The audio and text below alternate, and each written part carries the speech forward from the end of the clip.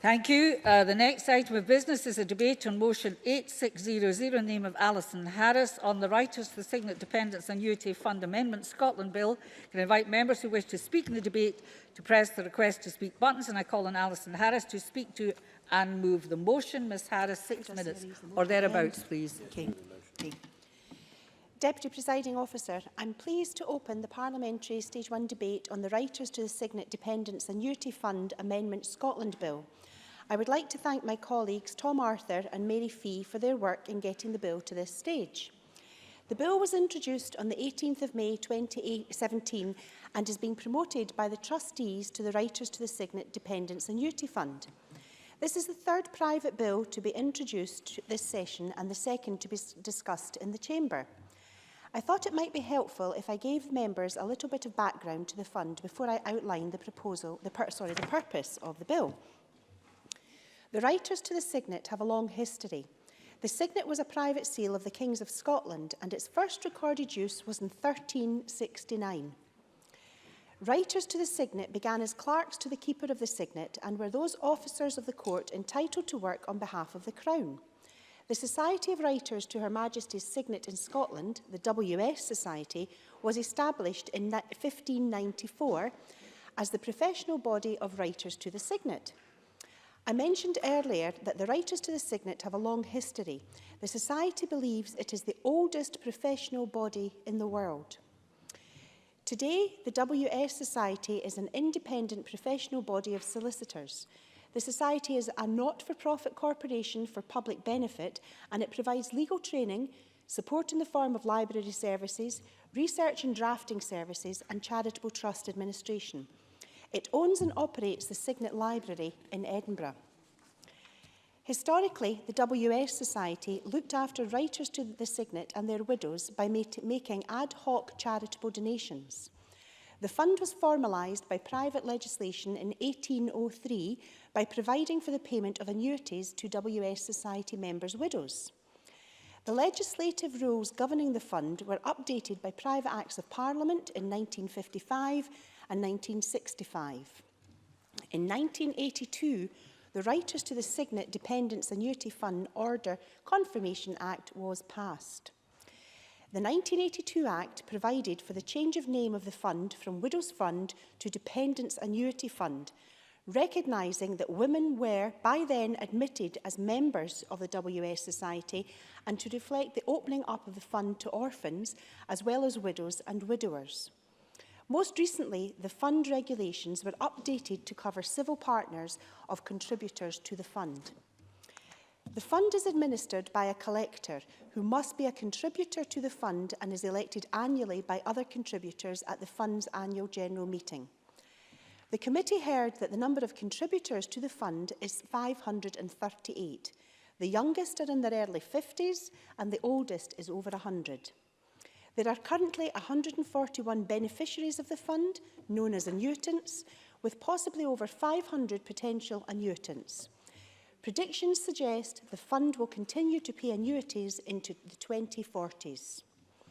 The promoter's memorandum states that the value of the fund was £55.5 million in April 2016, and the value of the current annuity is £8,400 per annum. The decision to close the fund to new members in 1989 was based on changes to the tax regime as a result of the Income and Corporation Taxes Act 1988. This made it more difficult for the fund to compete as a tax-efficient way of saving. Clearly, the closure of the fund meant that the pool of eligible contributors from which a new collector can be elected has diminished and will continue to do so. One of the objectives of the bill is, therefore, to remove the requirement that the collector be a contributor to the fund. This change opens up the eligibility for the post of collector beyond the contributors to the fund. The second objective of the bill is to amend the definition of actuary as defined in the 1982 Act. This would reflect the merger in 2011 of the Faculty of Actuaries in Scotland and the Institute of Actuaries. The promoter's legal advice is that it is not strictly necessary to change the definition, as any court would interpret the term to reflect the merger of the two organisations. However, the promoters have included this provision for the avoidance of doubt. On the basis of evidence received, the committee is satisfied with the promoter's view that there are no alternative solutions which would address the problem presented by the existing requirement for the collector to be a contributor. It is also content to update the definition of actuary as set out in the 1982 Act. Deputy Presiding Officer, I move that the Parliament agrees to the general principles of the writers to the Signet Dependants Annuity Fund Amendment Scotland Bill and that the bill should proceed as a private bill. Thank you. Thank you, Ms Harris. I call on Tom Arthur. 4 minutes, please, Mr Arthur.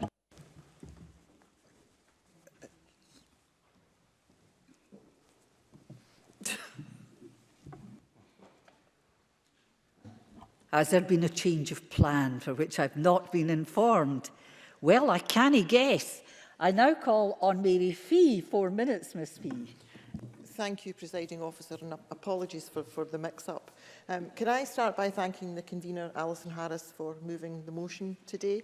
As this is only the second private bill debated in the Parliament in this session, I thought members may be interested to have some brief information about private bills more generally and why they are necessary. A private bill is introduced by an outside promoter and is about making specific changes to the law affecting the promoter rather than about changing the public and general law. And traditionally, many private bills are about updating bits of private legislation that were passed some time ago, which have become increasingly outdated. In this context, there is always a right for people or organisations who consider that a private bill would adversely affect their interests to formally object to the bill. However, in some cases, including this one, no such objections have been received. Nevertheless, the Parliament has an obligation to scrutinise the bill and to satisfy itself that the changes to the law that the promoter is seeking are both reasonable and appropriate. And as with public bills, most of the detailed scrutiny of a private bill is undertaken by a committee. However, there are a number of important differences between the two types of committees, including the fact that private bill committees are always ad hoc committees set up to scrutinise a particular bill, and any MSP who has a close connection to the area affected by the bill are prevented from serving on the committee. And the first stage of the private bill committee process is almost equivalent to stage 1 of a public bill and is known as the preliminary stage. And there are 3 aspects to the committee's task at preliminary stage: to take evidence and reach a view on whether the general principles of the bill should be approved, to reach a view on whether the bill should proceed as a private bill, and to give preliminary consideration to any objections. And if the Parliament approves the general principles of the bill and agrees it should proceed as a private bill, the bill goes on to consideration stage, roughly equivalent to stage 2 of a public bill, and then on to final stage, where the Parliament debates whether or not the bill should be passed. And the committee is pleased to support the promoters of the bill in their quest to remove the stipulation that the collector is a contributor to the fund, and to substitute a new requirement that the collector shall be an individual.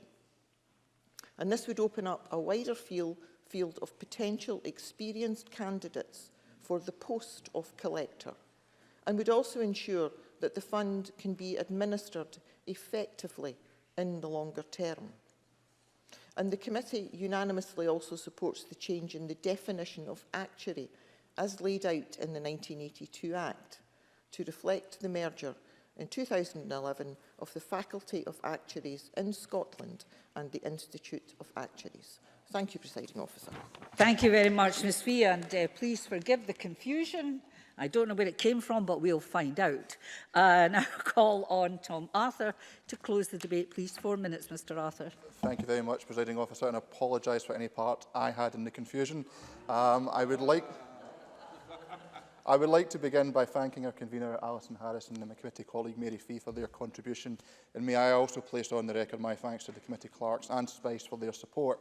I wish to use my contribution to expand on the issues the committee considered when it heard evidence from the promoters, specifically in relation to the provision about the identity of collectors, and I will cover this by highlighting 3 particular areas.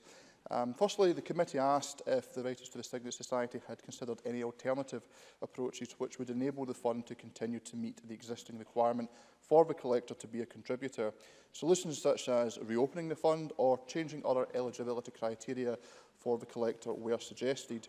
The Deputy Keeper said that there were no alternative approaches and referred to an actuarial report which advised against reopening the fund to new members. Essentially, the reasons which prompted the scheme closure in 1989 still apply. We as a committee are content with this explanation and agree there is no alternative to widening the eligibility for the post of collector. Secondly, the committee asked why the collector had to be an individual and whether employing a firm to undertake the role would provide greater flexibility and expertise than an individual. The promoters stated that this provision was based on consultation with the contributors who wanted to have a named individual in the role. The promoters stressed, however, the contributors recognised the role can only be undertaken with the support of a professional firm behind the collector. Indeed, we were told that all collectors, in living memory at least, have had the support of their solicitor's firm. We did inquire further, as we wanted to satisfy ourselves about the legal responsibility for any work undertaken by the firm, but the promoters have assured us this relationship, which is akin to the solicitor-client relationship, is one all contributors are familiar and content with. The promoters confirmed that legal responsibility for all the functions carried out by the collector, whether carried out directly by them or on their behalf by colleagues, rests with the collector. We are content with this explanation and note all the contributors, as former solicitors, will be more than familiar with the solicitor-client relationship. Thirdly and finally, we were interested in what longer-term plans the promoters have in place for the management of the fund when the pool of contributors is significantly diminished. The promoters spoke about the likelihood that, at some stage in the future, the fund would be converted to cash and annuities bought. At this point, the fund would be spent and so wound up. We agree this would seem the most appropriate way forward. Presiding Officer, with these assurances, the committee recommends that Parliament agrees to the general principles of the Writers to the Signet Dependants Annuity Fund Amendment Scotland Bill, and that the bill should proceed as a private bill. Thank you very much, Mr Arthur. That concludes the preliminary stage debate on the Writers to the Signet Dependants Annuity Fund Amendment Scotland Bill, and it's now time to move on to the next item of business. I'll have a short pause before we move on.